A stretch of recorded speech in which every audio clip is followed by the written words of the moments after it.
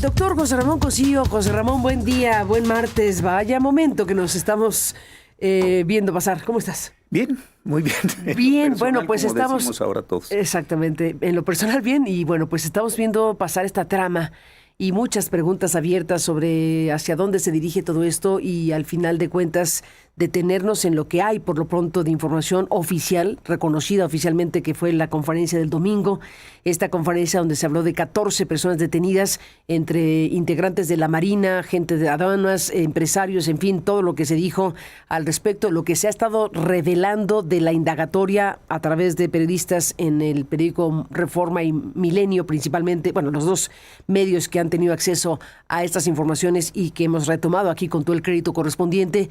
Y lo que acaban de decir tanto García Harfuch como el fiscal general de la República, te propongo para hablar del tema, iniciar esta charla con lo que el fiscal Alejandro Gertz Manero acaba de decir acerca de la muerte del capitán. Se ha corrido la versión de que se suicidó el capitán Abraham Jeremías Pérez, que fue mencionado y que está su nombre involucrado en esta investigación que implica a funcionarios de la Marina en esta red delictiva. Y pues el cuerpo del capitán fue encontrado en sus propias oficinas en esta unidad de protección portuaria de Altamira, en donde trabajaba. Es decir, si se quitó la vida, pues se la quitó en este lugar donde él trabajaba. Precisamente era el titular de esta unidad de protección portuaria de Altamira. Déjame, José Ramón, escuchar junto contigo y el público, por supuesto, al doctor Alejandro Gertz Manero, el fiscal.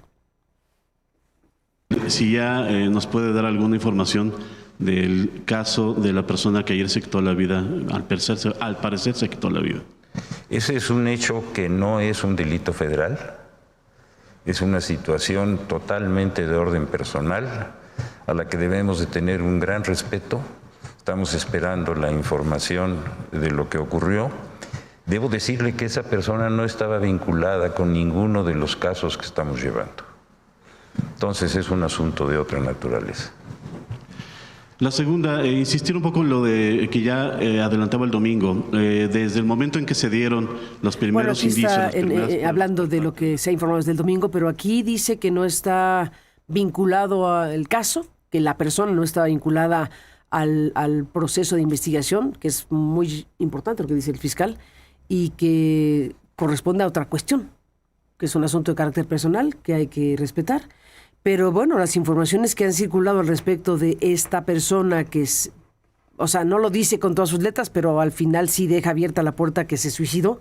No dice se suicidó en esta declaración que oímos ahorita hace un momento, pero la forma en que lo dice da cuenta de que fue un tema personal y que hay que tener respeto. Entonces uno está pues viendo que se está ratificando de esta manera el tema del suicidio, pero que no está relacionado con, aunque las informaciones divulgadas en las últimas horas se refieren a que habría recibido un recurso de 100,000 pesos por haber permitido la acción delictiva. Entonces, acabamos de oír al fiscal que dice que no es por ahí. Mira, a saber, ¿no? A saber, pero yo creo que son tantas cosas las que están acumuladas y acumulándose en este caso que sí me parece que tenemos que irlo desglosando. Lo primero que me parece bien delicado es que el tema del huachicol ya alcanzó, desde luego, voy a empezar con una obviedad, al gobierno federal, al pasado y al presente. No estamos hablando de narcotráfico, porque narcotráfico, en el sentido estricto, como hemos visto, se hace un deslinde. Ellos son los malos, ellos son los narcotraficantes, nosotros somos las fuerzas de seguridad que los estamos persiguiendo. Aquí el asunto sí me parece que es mucho más complicado porque ¿cómo distingues si tienes involucrados a marinos, agentes aduanales, a autoridades aduanales, empresarios, autoridades de petróleos mexicanos, que de algún lugar saldrá el diésel, ahora lo explicamos? Ahí no puedes decir son ellos y somos nosotros. Aquí ya son todos juntos en una unidad. Creo que este sí es un asunto bien delicado. El segundo, y lo comentábamos ahora hace un momento tú y yo, tiene mucho que ver, me parece a mí, con la llegada de Marco Rubio y el conjunto de personas que han estado interactuando. ¿La visita de la semana pasada? ¿Piensas que está asociado lo que se anunció el domingo con la visita de Marco Rubio?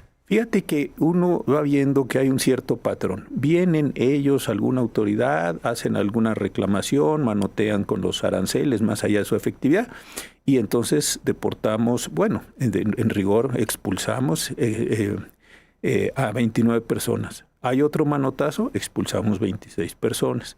Viene esta persona y cae una red de huachicol que estaba a todos vistas, tú, Loret, López, todo el mundo había hablado de esto en distintos momentos.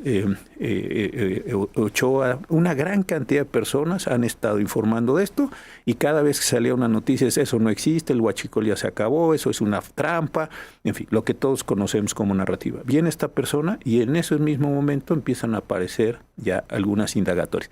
La tercera que también lo hemos platicado tú y yo. En el decomiso de los 10 millones de litros en marzo, que es un capítulo fundamental y es el punto de arranque para esto, pero en marzo. Y con la familia Jensen, que está radicada en los Estados Unidos y que tiene unas cuentas que nadie se explicaba y de repente empiezan a aparecer unas cuentas muy grandes. Y la otra cosa que lo hemos platicado tú y yo, debe tener en los Estados Unidos 60, redondeando cifras, 60 de los más importantes narcotraficantes mexicanos declarándoles. Están declarando todo el año. ¿Qué han ido diciendo? ¿Qué han ido argumentando?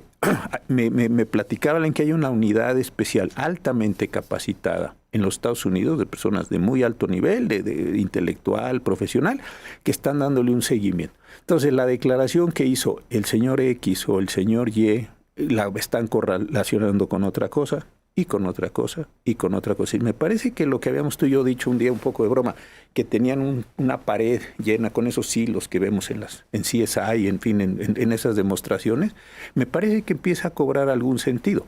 Yo no creo que Marco Rubio haya venido a decirle, oiga, señora presidenta, o al secretario García Harfuch, etcétera. Fíjese que tenemos indicios. Yo creo que trajeron los elementos comprobatorios de lo que pusieron unos expensivos. Ni modo que ahora nos digan que esto que les estamos diciendo con nombres, apellidos, fechas, transacciones, etcétera, no existe. Yo creo que estas son las consecuencias del efecto. Y lo que a mí me parece bien delicado y al mismo tiempo interesante en términos periodísticos es el hecho de que se está construyendo todo este dibujo gigantesco, porque este es solo el huachicol de este barco de Altamira, con lo que tú decías, la detención de marzo, pero ahora empieza a aparecer. Pero esto desde luego no queda ahí. Para que entendamos esto, yo hago esta imagen. Tuvo que haber llegado un buque, cargarse ese buque de diésel mexicano, salir a aguas internacionales. Ahí nomás pensemos toda la operación, detengámonos un segundo.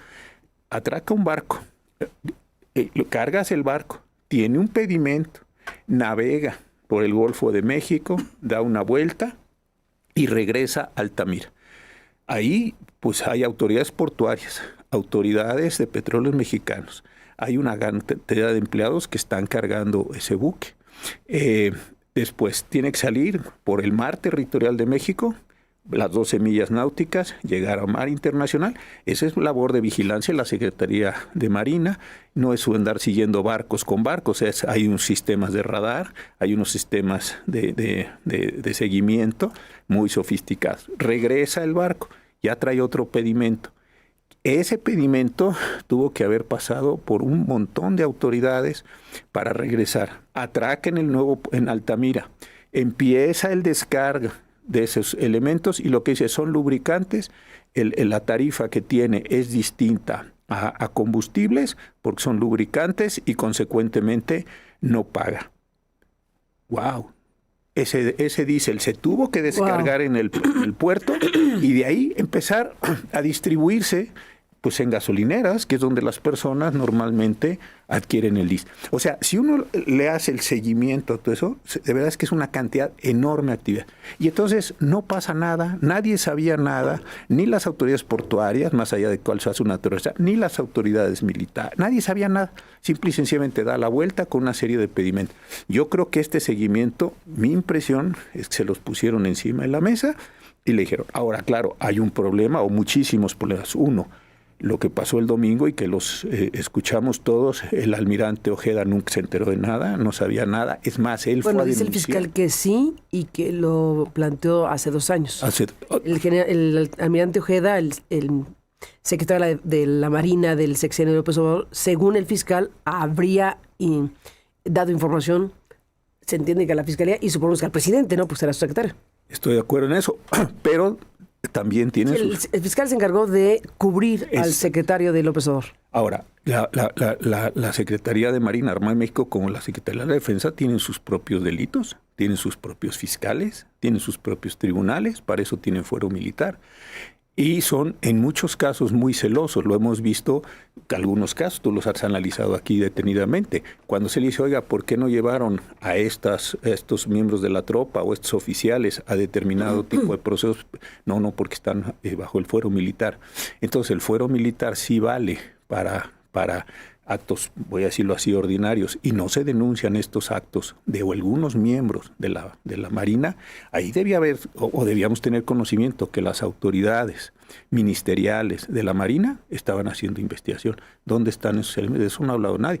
¿Los llevaron a los tribunales militares? ¿Están juzgados? ¿Están acusados? ¿Quién está acusado y por qué están acusados? Eso sí tiene que ver con el Código de Justicia Militar. Si no me acuerdo mal, el artículo 57 dice cuáles son todos elementos. Entonces, muy bien, puse en conocimiento estos hechos en la Fiscalía General de la República. 2 años es mucho para abrir una carpeta de investigación, muchísimo, de un asunto que además es estratégico, importante.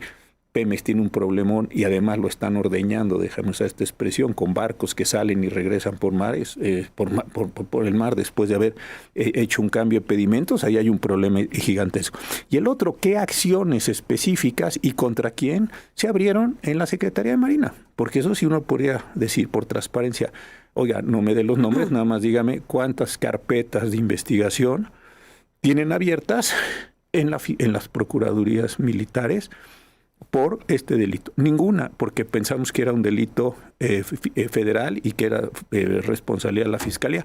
Bueno, entonces ojalá que ese mismo celo, desde un punto de vista, o ojalá que esa misma discrecionalidad la veamos en otros muchos asuntos que sí sabemos que se están presentando con las Fuerzas Armadas. Es decir, aquí hay un problema enormemente grande en este mismo sentido. Totalmente de acuerdo, y veremos hacia qué ruta se conduce todo esto, porque se ha insistido en el mensaje oficial que son hechos aislados para proteger a la institución, a la Marina, que ha sido pues la encargada junto con el Ejército de todo el combate al crimen organizado, o sea, lo que llamamos algunos militarización, el dotar a la Marina y al Ejército de nuevas responsabilidades ya ahora constitucionalmente reconocidas así, la Guardia Nacional Militar, o sea, a la Marina y al Ejército se le han dado las más grandes responsabilidades, entre otras cosas, para combatir al crimen organizado.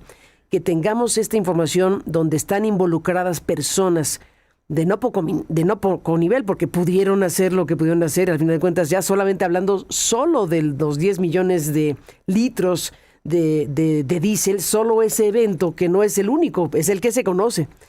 Pero estamos hablando de personas con responsabilidad importante que están en estas instituciones, y claro, se entiende que el discurso oficial en este momento es, pues son hechos aislados, son personas que se descarriaron, en pocas palabras, ¿no? Y están en una defensa de la institucionalidad, pero la pregunta que nos tendríamos que hacer los mexicanos es ¿qué alcance tiene todo esto? Porque el propio Estados Unidos, yo he reiterado este asunto tan relevante a través del Departamento del Tesoro, que ha sido puntualísimo en sus informaciones y en su narración y explicación de cómo funciona lo que acabas tú de decir, cómo es el modus operandi del huachicol, pues lo han dicho desde hace meses en el gobierno de Donald Trump.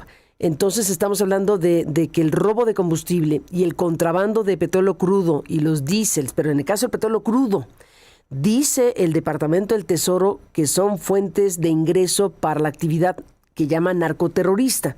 Le ha puesto foco al cártel Jalisco y desde luego el de Sinaloa, pero estamos hablando de que Estados Unidos es quien está diciendo robo de combustible, contrabando de petróleo, contrabando de combustible en general, y lo que dice el propio secretario del Tesoro, el señor Scott Bessent, dice que el Tesoro está decidido a contribuir al designar a los cárteles como narcoterroristas, porque esto es una fuente de ingreso gigantesco que impacta de manera grave a México y a Estados Unidos. Entonces, estamos hablando no de un barco de 10 millones. No. Estamos hablando de algo de miles de millones de dólares, dicho por el Departamento del Tesoro y dicho por el sentido común, porque estamos hablando de años de robo de combustible y de huachicol fiscal y demás cuestiones. Esta acción específica es una de varias, una de un proceso grande, maxiproceso tendría cabida aquí sin duda, o nos vamos a quedar en el 10 millones de litros de marzo pasado. Y mira... No sabemos, ¿no? No. ¿Hasta qué alcance tendrá esto? Y regresemos a la operación. ¿Cómo, y de veras, imaginemos esto un segundo, cómo atraca un barco de este tamaño en un puerto? ¿Quién carga ese barco? O sea, ese barco hay que poner un conjunto de mangueras, conectores, etcétera. Es decir, se perdieron así 10 los litros que se hayan perdido al cargar el barco. El barco zarpa, va con unos pedimentos. Y sigámosle la pista, te digo, sale 12 millas náuticas para que esto salga a aguas internacional. Regresa, navega por el Golfo de México, regresa, atraca en otro puerto. Bueno, el primer puerto estaba en manos de la Secretaría de Marina, porque esa es la determinación que tomó el presidente López Obrador. El segundo puerto, también. La aduana de salida, también. La aduana de entrada, también. El mar territorial, también. O sea, no puede decir, y me parece que es una explicación pésima, decir, bueno, se pudrieron unas manzanas del canasto, vamos a tirar 2 o 3 manzanas, que es lo que hemos oído aquí desde los legionarios de Cristo, y siempre hemos oído eso, si quitemos 3 manzanas de la canasta y todo lo demás va a estar extraordinariamente bien. Bueno, creo que aquí sí no alcanza el caso si vemos todo el caso. Lo que se está tratando de decir es, sí, lo que pasó y pasó solo en Altamira, y no, oiga, no, eso pasó en una larguísima trayectoria, tiene con Petróleos Mexicanos, y una vez que llega a Altamira, que llega el combustible, se atraca el barco, ¿y qué pasa con ese combustible? ¿Quién lo baja? ¿A dónde lo baja? ¿A quién se lo lleva? ¿Quién lo vende? ¿Cuál es el sobreprecio? Todo lo que sea, ahí hay una cadena de cosas que ahí tampoco todo es responsabilidad de la Secretaría de Marina. Creo que hay una enorme cantidad de personas. Y ahí es donde me parece que sí, lo que dices tú, el Departamento del Tesoro está haciendo las investigaciones puntuales, sobre todo siguiendo el dinero, que es lo que tienen una enorme capacidad por los convenios que tienen también con México. Totalmente de acuerdo. Ahora, el trabajo periodístico se tiene que rescatar en su valía e importancia. Imposible no citar a la muy querida y respetada Ana Lilia Pérez, nuestra querida colega periodista. Ana Lilia es una de las periodistas que más ha contribuido para conocer de todo esto hace años.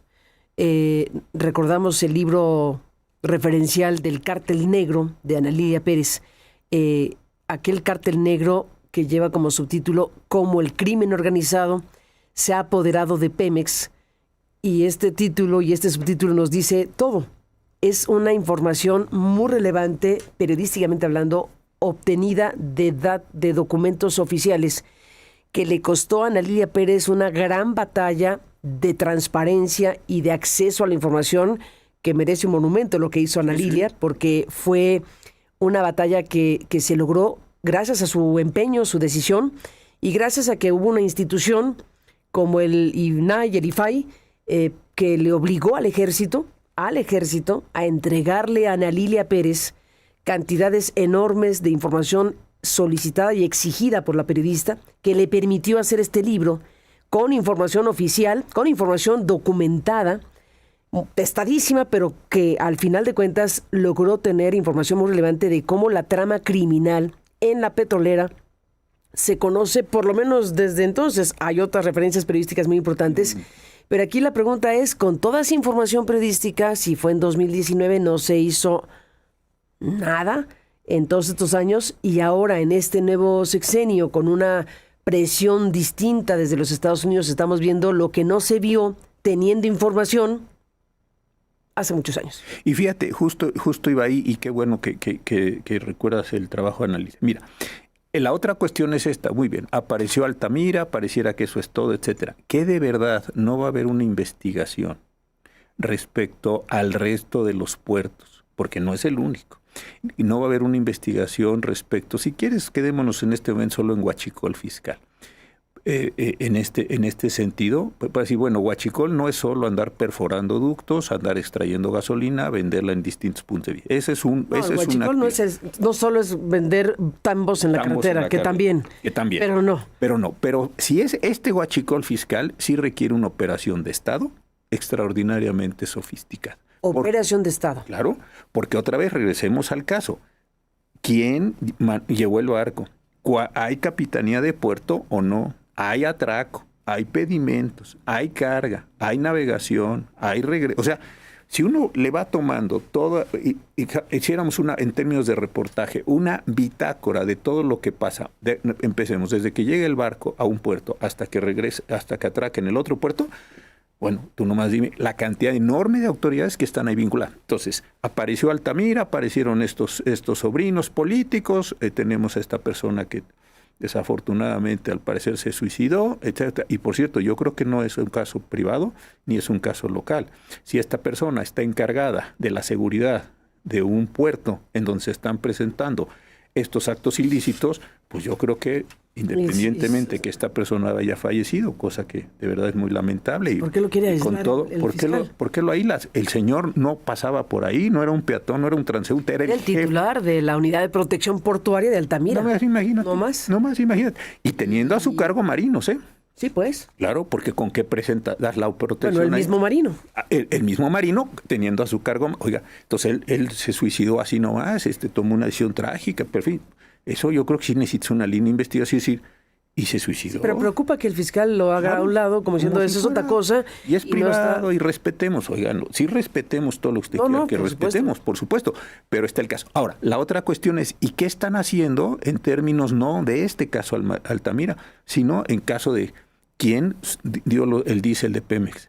¿Quién dio los pedimentos? ¿Quién permitió que el barco zarpara? ¿Quién permitió que el barco atracara? Bueno, pues si eso no lo van a investigar, entonces tendrá que volver a venir Marco Rubio y tendrá que venir otra persona para estarles diciendo, aquí ya hay otra carpeta, que ya se las armamos, y aquí hay otra, y aquí hay otra, y aquí hay otra, y esta va a ser la cuestión. Y después nos vamos a quejar, que ya lo hemos platicado tú y yo, ¿cómo es posible que los Estados Unidos estén destruyendo la soberanía nacional? Si no nos tomamos en serio nosotros la persecución de los delitos en nuestro territorio, pues después resulta muy complicado decir, es que hay un gobierno intervencionista. Sí lo hay, pero también estamos nosotros permitiendo por nuestra inacción, por nuestras omisiones, que ese gobierno se vuelva más intervencionista. Hablando de periodistas, ayer estuvimos conversando en el programa con Maridalia Gómez, la colega Maridalia Gómez, que normalmente está en el equipo, bueno, en otro día de la semana, pero que con motivo de todo esto nos mandó el dato y lo comentó al aire. Maridalia Gómez dijo que el caso del empresario Sergio Carmona, es todo un asunto. El caso del empresario Sergio Carmona estaría vinculado a la red de huachicol en la Marina. Esto es tremendo. Esto es tremendo porque lo que dice Maridalia es que el caso de este empresario que fue asesinado en Nuevo León estaría vinculado con la red de huachicol que involucra presuntamente a estos mandos de la Marina, y nos contó que las investigaciones coordinadas entre México y Estados Unidos han revelado pues una compleja red de corrupción. Las investigaciones coordinadas entre México y Estados Unidos, es lo que dijo Maridalia, de esta trama de corrupción y robo de combustible con ramificaciones en diferentes estados de la República Mexicana, como se informó el domingo, y con conexiones, aquí el tema es con conexiones de financiamiento en campañas políticas, porque el caso Carmona es un caso de huachicol y campañas políticas. Sí, así es. Así que el tema es de altísimo voltaje. Y mira, Carmen, cuando muchos de nosotros vemos películas, por ejemplo, déjame poner las muchas que hemos visto de Kennedy, o las muchas películas que vimos uno dice, claro, es bastante obvio, no es que esté bien, pero es bastante obvio que en la película, o lo vimos nosotros aquí en Ayotzinapa, se empiezan a morir testigos, empiezan a desaparecer personas, se empiezan a suicidar personas. Y uno ya cuando el tiempo ve eso ya en una narrativa más larga, decir, claro, es que ese testigo sabía, ese estaba, ese compró, ese vendió, ese está. Y aquí ya empiezan a aparecer esos patrones. Fíjate, el que denuncia ya se murió, no quiero entrar a ese No, no se murió, lo asesinaron. Lo asesina, por eso. Este señor se murió. Y también una persona en la fiscalía, una mujer. Esta mujer. El capitán ayer está muerto. No quiero ahorita calificar, simplemente. Presuntamente suicida. Carmona está muerto. Oiga, de verdad, en términos de probabilidades, ¿es posible que todas estas personas que están vinculadas con este hecho mueran, bajo la razón que sea? Hombre, esto empieza a parecer que tiene un sentido de operación, no sé si de Estado o de no Estado, pero empieza a saber que se empiezan a cortar las cadenas de información y va a ser después difícil decir, es que el que sabía ya murió y el que otro que iba también murió y el otro se suicidó. Oiga, esto ya va tomando un tinte muy, muy serio. En el caso de Sergio Carmona, asesinado en Nuevo León en 2025, cuya historia ha sido publicada y que se conoce periodísticamente hablando, yo le comentaba a Maridalia ayer que se tenía información de que había sido asesinado después de haberse acercado a la DEA. De que se había acercado a la DEA y ella dijo, no se acercó a la DEA se acercó a él. Y que estaría colaborando. Ahora tiene un hermano, Carmona, Exacto, que está en Estados Unidos. Entonces aquí hay un componente que nos da Maridalia Gómez respecto a vincular esta trama que cuenta desde el domingo el gobierno y la fiscalía con el tema Carmona, que es este gran tema que involucra campañas políticas del actual oficialismo. Y fíjate otra vez, Carmona está en Estados Unidos. Carmona El hermano. Supongo que este señor Carmona no querrá ir a la cárcel. Supongo que este señor Carmona está negociando una pena. Está negociando algo como es normal en el sistema estadounidense. Pues también, ¿por qué no el señor Carmona dirá, bueno, sí, mire, le voy a contar todo esto a cambio de reducción de penas, a cambio de adquirir el estatus de testigo protegido? Es decir, lo que... dato del hermano de Carmona, ¿Sí? Julio Carmona, ¿Sí? fue administrador de la aduana de Reynosa, por dar un elemento. Fíjate nada más. Entonces, otra vez que tú y yo lo hemos dicho, decíamos, en este verano que estamos todavía viviendo, todavía no acaba, le quedan un par de semanas, a este verano del 25, Verano tormentoso. el verano tormentoso del 25 se está reconstruyendo, yo creo que una parte muy importante, la seguridad nacional, de la política nacional, de la seguridad pública en las fiscalías y en los tribunales estadounidenses, porque la gente está declarando. Entonces, este señor Julio Carmona que estuvo, ve que su hermano murió después de un acercamiento de la DEA, pues yo supongo que estará diciendo, bueno, ¿cuáles son mis condiciones? Tenemos al Chapo, tenemos al Mayo, tenemos a Joaquín, hijo, en las próximas semanas, tenemos a Caro en las próximas semanas, y tenemos otros 50 personas que México desterró sin ninguna condición jurídica a los Estados Unidos. Y pueden los Estados Unidos, por la condición de la transferencia de nuestros nacionales allá, hacer lo que quieran. Los pueden amenazar con pena de muerte y no aplique el trato de extradición porque no fueron extraditados, los pueden amenazar con cadena perpetua. Claro, están en una situación de limbo porque los subieron a un avión y los mandaron. Todo esto es lo que no me parece estamos viendo. Y creo entonces que aquí sí cobra sentido el viaje de Marco Rubio y además toda la gente que vino con Marco Rubio para decir, la impresión que tengo es que aquí están las entregas y lo que tú acabas de decir del Departamento del Tesoro. Empiecen a intervenir estas cosas. No es trivial el cambio que logró, y aquí está en pantalla Omar García Harfuch con una persona de su confianza para la UIF. Muy importante. Todo eso... Porque tenías a un titular de la UIF que era, pues es más un político, que ahora está con el tema de la reforma electoral, pero en realidad se entiende que el cambio en la UIF es un cambio con alguien cercano a García Harfuch y por lo tanto de confianza para los Estados Unidos hasta el momento, así se entiende.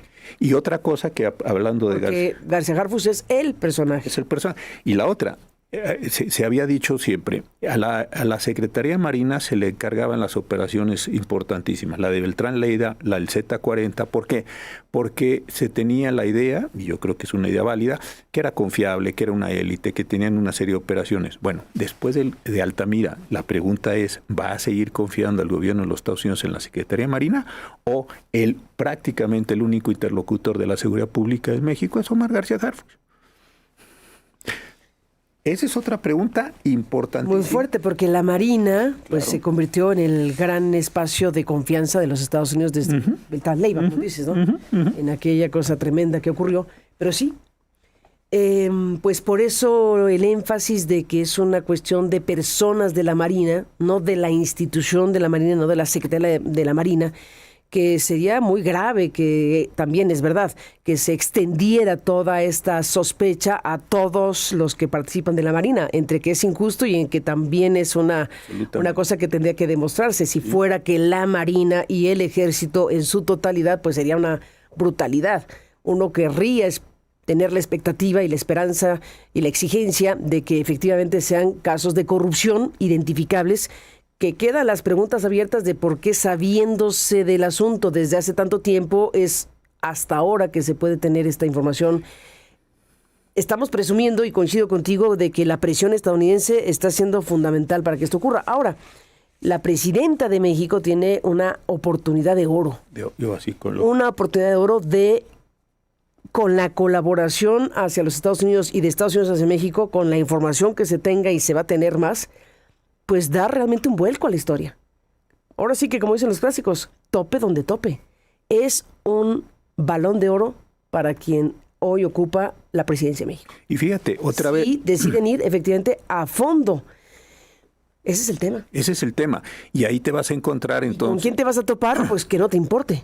Que no te importe y que no empieces desde el comienzo a hacer el cálculo de que con quién te vas a topar, porque si lo haces desde el comienzo probablemente no quieras hacer lo que tienes que hacer. ¿Y a qué te sonó eso? A eso no. A eso te está sonando que se defienda tanto a... Bueno, a ver. A todos, porque no pasa nada. De verdad, aquí tiene que ser de verdad con quien tope. Y con el actual secretario de Marina, decirle, oiga, almirante, ¿y cuántas carpetas de investigación tiene abiertas la Fiscalía Naval? La Fiscalía de Persecución de los Delitos Navales. ¿Cuántas? Ninguna. Entonces tuvimos que esperar a que se hicieran delitos federales. Yo regreso a eso. ¿Cuántos procesos hay abiertos en este sentido? Y otra vez, yo insisto en mi ejemplo. Sé que es malo y es aburrido, pero si tú tomas al barco y ves quién lo cargó, ves cómo navegó, cómo regresó, cómo lo descargó y todo lo que hay, tiene que salir un montón de gente involucrada. Un montón de gente involucrada. No. Una cosa gigantesca. Era una cosa gigantesca. Ahora, ya llegó el diésel a tierra. Perfecto. Ya llegó como lubricante. Lo tienes que transformar y lo tienes que vender. No tienes lugares donde estar acumulando eso. ¿En qué empresarios? ¿En qué gasolineras? ¿Quiénes distribuyen? Todo es una red enorme. Sí. Una red enorme. Entonces, es decir, muy bien, este es el momento. Y va repartiendo. Y claro, llega un momento en donde el guachicol que entró y salió, pues todo se da.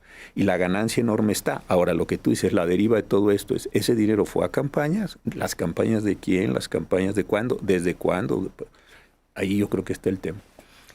Ahí está el tema, porque efectivamente, por eso lo que nos decía Maridalia es muy importante, porque si efectivamente, como dice Maridalia, este asunto conduce al caso Carmona, pues agárrate, ¿eh?